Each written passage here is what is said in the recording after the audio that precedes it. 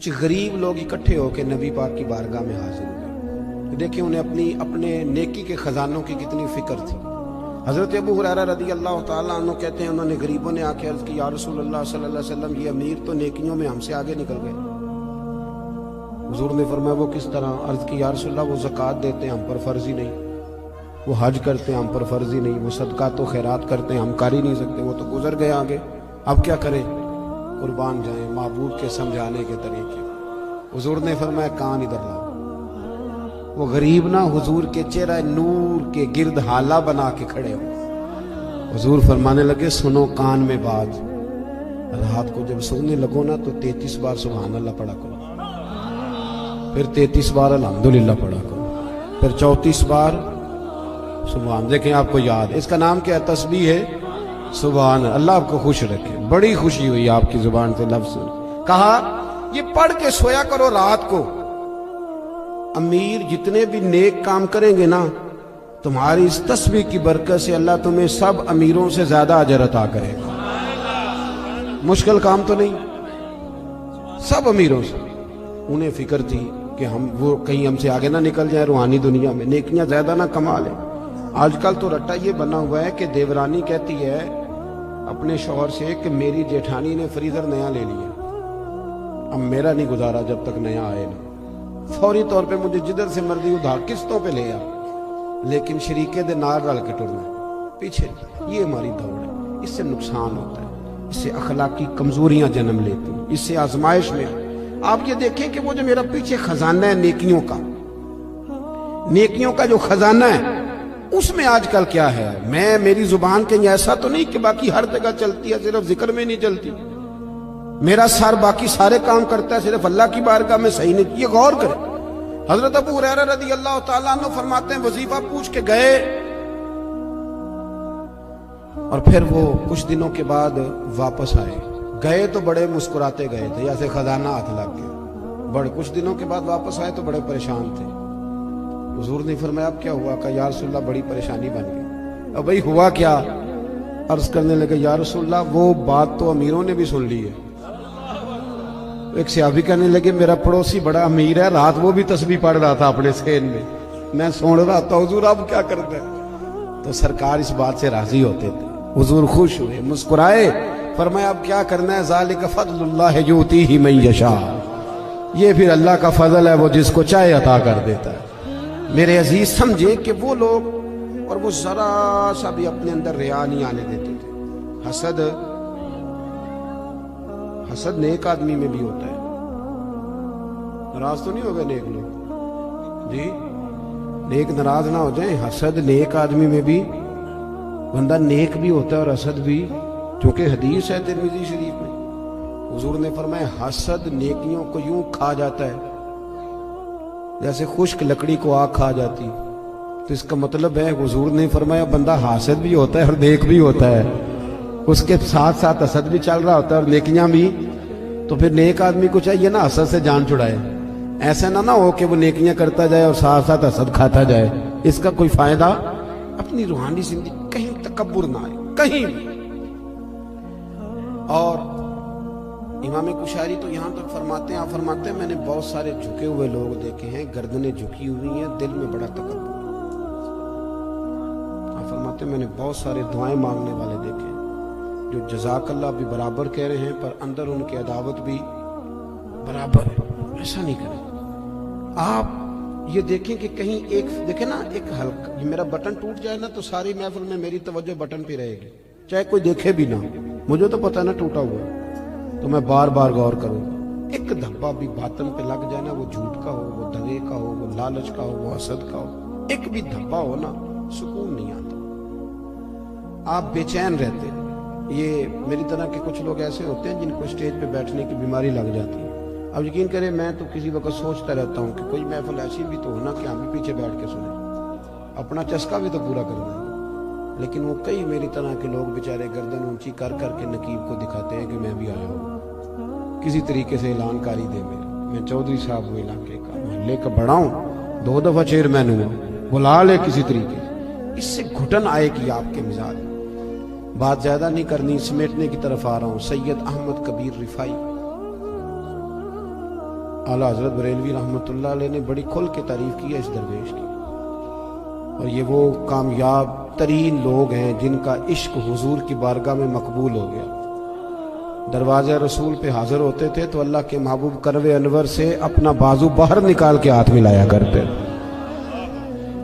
हजरत सैयद अहमद कबीर रिफाई रहमतुल्लाह ताला अलैह फरमाते हैं कि किसी ने कहा हजरत इतना ऊंचा मकाम कैसे मिल गया? तो आप फरमाने लगे, लोग मुझे मुफ्ती भी कहते थे, आलिम भी कहते थे, कुछ लोग मेरे मुरीद भी थे, लेकिन फरमाते मैंने सारी जिंदगी सबसे गुनाहगार मुसलमान को भी अपने से अफजली समझा। क्यों?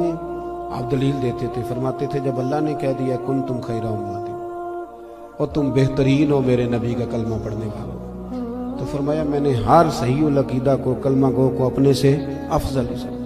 ये थोड़ा करना पड़ता है, वरना तो आप एक चक्कर में पड़ जाएंगे, आपके लिए मुसीबत खड़ी हो जाएगी, वरना तो आप अपना लेवल खराब कर बैठेंगे, आपका किसी से प्यार ही नहीं रहेगा। आप बुलंदी पे होंगे, आपको कोई नारा लगा के हाथ चूम के प्यार करेगा तो आप कर पाएंगे, वरना रह जाएंगे आप बीच में। सैयद अहमद कबीर रिफाई फरमाते हैं कि मैं एक दफा गुजर रहा था, एक खेत के बीच में दरमियान में मुंडेर थी छोटी सी, क्या कीजिए पंजाबी च वट जी, आपका नहीं मुझे पता, मैं तो पेंडू हूं। तो गांव में ना ये जब चावल की फसल काश्त करते थे ना मूंजी, तो उस वक्त कद्दू किया जाता था, पता है कि नहीं? चलो जिन्होंने पता है वो तो हाँ ना करो ना। वो कद्दू का मतलब ये होता था कि वो सारी फसल भर देते थे पानी से, अच्छे तरीके से भर दी जाती थी। वो बड़ी नरम, चूंकि चने की फसल का बीज नहीं लगता, उसका पौधा लगता है, पहले वो अलग जगह लगाया जाता है, फिर उसको वहां से लाके यहाँ बोया जाता है, एक पूरी तरतीब है। पनीरी उसको कहते हैं, और भी कुछ अकीदा से मैंने याद, लाभ देखें कारी साहब को पता है जी, लाभ है ना जी, अल्लाह ताला जज़ाए खैर दे, बहुत सारी बरकत दे कारी साहब को, आप सब हजरात को। तो वो इस तरह समझ लें कि फरमाते मैं बट से मुंडेर से गुजर रहा था, इधर भी पानी था इधर भी पानी था। सैयद साहब कहते हैं जब मैं गुजर रहा था तो सामने से कुत्ता आ गया। अब कुत्ता भी खड़ा है गुजरने को, मैं भी खड़ा हूं, अब जो है वो टाइम थोड़ा है, मैंने असर की नमाज पढ़नी थी। अब वहां से दो बंदे नहीं गुजर सकते, एक ही गुजर सकता है। फरमाते वो भी खड़ा मैं भी खड़ा। कुत्ता अगर नस्ली असली हो तो अल्लाह वालों का अदब करता है, आपको पता है ना साहब काफ के कुत्ते का। तो वो भी खड़ा हो गया, तो कहते मैं भी खड़ा हो गया। अब वो मेरी तरफ देख रहा है कि मैं हटूं, और मैं उसकी तरफ देख रहा हूं कि वो हटे। अब बात जब लंबी हो गई तो सैयद साहब फरमाते हैं मैंने दुआ की, मैंने कहा मालिक इसे जुबान ही दे दे, मैं को बात ही कर लूं। तो अल्लाह बड़ा करीम है, दुआएं मकबूल फरमाता है। कहते हैं कुत्ते को अल्लाह ने जुबान दे दी, तो मैंने उसे कहा यार जरा हट जा, मैंने जाना है। तो कहने लगा शाह जी आप हट जाए, मैंने भी तो जाना है ना, मैंने भी तो जाना है। तो कहते हैं मैंने उसे कहा यार मेरी सुन बात, मैंने पढ़नी है असर की नमाज, मैं हूं शरीयत का मुकल्लिफ, मैं पाबंद हूं, तू तो पाबंद नहीं दीन का, मुकल्लिफ नहीं, तेरे ऊपर फर्ज नहीं, मेरे ऊपर नमाज फर्ज है। अगर मैं खेत में उतरूंगा तो कपड़े मेरे आलूदा हो जाएंगे और मुझे गुस्ल करना पड़ेगा, वुजू तो लेट हो जाऊंगा। तो तू चूंकि मुकल्लफ नहीं, तू उतर जा। तो कहते हैं उसने मुझे बड़ी अजीब बात कर दी, कहने लगा शाह जी खेत में उतरने से तो आपके कपड़े आलूदा होंगे, पर मुझे कुत्ता और हकीर समझकर अगर आपने खेत में उतारा तो आपका दिल आलूदा हो जाएगा और कपड़े तो धुल जाएंगे। वो क्या कहा था दरवेश ने? बाबा साहब कहने लगे राती जागे ते शेख सदा में, राती जागदे कुत्ते तैथों उत्ते, मालक दा दर मूल न छड़ दे, भाਵੇਂ मारो 100 जुत्ते तैथों उत्ते, एक बुरकी दा कदर पछानन, भाਵੇਂ मालक होवन सुत्ते तैथों उत्ते। उठ बुलिया चल यार मना ले, नहीं ते बाजी लै गए नहीं कुत्ते। उठ बुलिया चल यार मना ले, नहीं ते बाजी लै गए। सैयद साहब फरमाते मैं छलांग लगा के उतर गया खेत में, कपड़े आलूदा हो गए, मैंने धोए, नए सिरे से वुजू किया, कपड़े बदले, लेकिन मेरा दिल बड़ा ठंडा रहा कि मैंने हकीर नहीं जाना अल्लाह की। थोड़ी सी ना अपनी रूहानी जिंदगी पर भी तवज्जो दें, थोड़ी सी तैयारी करें, हमने जाना है कब्र में। लोग ना हज़रत अब्दुल्लाह इब्न मुबारक रहमतुल्लाह अलैह के आखिरी वक्त आया तो अम्मा भी रो रही थी, बच्चे भी रो रहे थे, बीवी भी रो रही थी। तो बीवी से कहने लगे क्यों रोती हो? तो कहने लगी तू मेरा सरताज है, तू है तो मैं बादशाह हूँ, तेरे बाद कौन पूछेगा? میں अम्मा तुम क्यों रोती है? तो माँ कहने लगी बेटे तो और भी हैं, पर तू फर्मा बरदार पुत्र था, तेरे बाद कौन पूछेगा। बच्चों से पूछा तुम क्यों रो रहे हो? कहने लगे अब्बा जिस तरह ब्याह करता है दूसरा तो कोई नहीं ना करता, तेरे बाद कौन पूछेगा। तो हज़रत अब्दुल्ला इब्न मुबारक कहने लगे ओहो, मैं समझ रहा था मुझे रो रहे हो, तुम तो अपनी ज़रूरतों को रो रहे हो, मुझे कहाँ रो रहे हो। और मैं रो रहा हूँ कि मैंने आगे क्या लेके जाना। हमारी बाकी वज़ादारी ठीक है, अब कहाँ वो लोग मिलते हैं जिनके कपड़ों पे पाबंद लगे हो।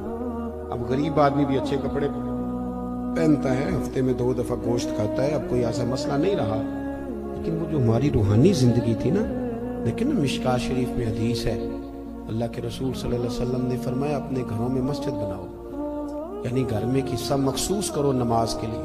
और हदीस के अगले लफ्ज़ ये हैं कि घर को कब्रिस्तान ना बना ले। इसका मतलब है कि घर जिंदा उन लोगों का है जो घर में रहते हो और नफल पढ़ते हो, बाकी तो घर मुर्दा है, जितने मर्जी लोग बसते हों। एक लाइन है सूफिया की पूरी, हजरत फुज़ैल बिन अय्याज से लेकर इब्राहिम बिन अदम तक एक लाइन पूरी, जो कहते हैं वैसे ही गुजर रहे थे तो किसी घर से कोई आयत सुनी तो हमारे अंदर तब्दीली आ गई, किसी घर से किसी के पढ़ने की आवाज़ सुनी तो तब्दीली आ गई, बदल गए, छोड़ दिए कुरान। अब तो घरों से कुरान सुनने की आवाज़ आती नहीं, अब नहीं आवाज़ आती। देखो लोग नफ्सियाती मसाइल का बहुत ज़्यादा शिकार हो गए, डिप्रेशन है, टेंशन है, आवाज़ आ रही है, लड़ाई है। उसकी वजह यह है कि अपनी अकल की खोपड़ी से सारा कुछ ठीक करना चाहते हैं। अकल महदूद है, आप किधर तक भागेंगे इसको लेकर। बहुत सारी चीज़ें अल्लाह रसूल पे छोड़ दें और अपने जो मन के मैल कुचैल हैं उसको धोएं, अपने आप को समेटें। ज़्यादा टांगे नहीं दुनिया के अंदर फैलाएं कि जाती दफा इकट्ठी ना की जा सके। अपनी ज़िंदगी में कुछ चीज़ों को महदूद करें, बचा के सारा को छुड़ा के सबसे, मुसल्ला लेके ना बगल में छुपा के थोड़ा अलग से बैठे, एक तस्बीह, एक पानी का प्याला, एक मुसल्ला, पानी का प्याला ढका हुआ, बंद करें ये मोबाइल शोबाइल, थोड़ी देर तन्हा बैठे मुसल्ले में। सलाहुद्दीन अय्यूबी बड़े परेशान रात को रो रहे थे, बड़े परेशान थे। एक बुजुर्ग से मुलाकात हुई, उन्होंने कहा क्यों रोते हो? कहने लगे हजरत जी जंग लड़नी है ईसाइयों से। सलाहुद्दीन अय्यूबी के वालिद हुजूर गौसे पाक के मुरीद है। सलाहुद्दीन कहते मैं 10 साल का था जब मेरे अब्बा जी मुझे गौस पाक की बारगाह में लेके गए, उन्होंने मेरे लिए दुआ की थी। 70,000 फौज जो सलाहुद्दीन अय्यूबी के साथ लड़ी वो सारी गौस पाक के मुरीदों की थी। खुश नहीं हुए आप बात सुन के? हाँ जी, ये सूफिया के मानने वाले जिहाद कर सकते हैं और इन्होंने ही जिहाद किया है। यही लोग और यही चराग जलेगा तो रोशनी होगी। बहरहाल सलाहुद्दीन अय्यूबी बुजुर्ग से कहने लगे कि पहले ही बड़ी कमजोरी है मुसलमानों के पास, असला कोई नहीं, और अभी मुझे खबर मिली है कि ईसाइयों का एक बहरी बेड़ा असले से भरा हुआ बहरी जहाज आ रहा है, तो वो भी अगर असला शामिल हो गया तो बड़ा मसला बन जाए। तो मैं बड़ा परेशान हूँ, बुजुर्ग को दुआ करना। बाबा जी कहने लगे चल इशा के बाद तू भी दुआ कर, मैं भी करूँगा। बुजुर्ग कहते मैं इशा पढ़ के चला गया, जब रात को दोबारा आया ना मस्जिद में तो सलाहुद्दीन सजदे में गिरे हुए थे और रो रहे थे, अल्लाह मेहरबानी फरमा, अल्लाह मेहरबानी, अल्लाह मदद फरमा, रो रहे। कहते मैंने कहा इसे यकसुई हासिल है, मैं यहाँ नहीं, मैं घर में जाके मुसल्ला बिछाता हूँ, सकता है मेरी वजह से इसको यकसुई ना मिले। कहते मैं घर चला गया, जब फजर की नमाज पढ़ने के लिए मैं आया तो सलाहुद्दीन बड़े तरोताज़ा थे, खुश थे। मैंने नमाज के बाद पूछा खैर है? कहने लगे हुजूर मेरे रब करीम ने बड़ा फजल किया, वो उनका बहरी बेड़ा दरिया में गर्क हो गया, अभी इत्तला मिली है अभी। बुजुर्ग कहते हैं उसकी बात सुनी तो मुझे वजद हो गया। मैंने कहा सलाहुद्दीन वो दरिया में गर्क नहीं हुआ, तेरे आंसुओं में गर्क हो गया। जो तू रोया है ना रात, तेरे आंसू सुने ना हदीस। हुजूर ने फरमाया अगर तू अल्लाह के खौफ से रो पड़े और सिर्फ इतना आंसू जितना मच्छर का पार होता है, अगर इतना भी तेरी आंख से निकल गया तो तेरा दोज़ख में जाना इतना ही मुश्किल होगा जितना भैंस के थनों से निकले हुए दूध का दोबारा थनों में जाना मुश्किल होगा।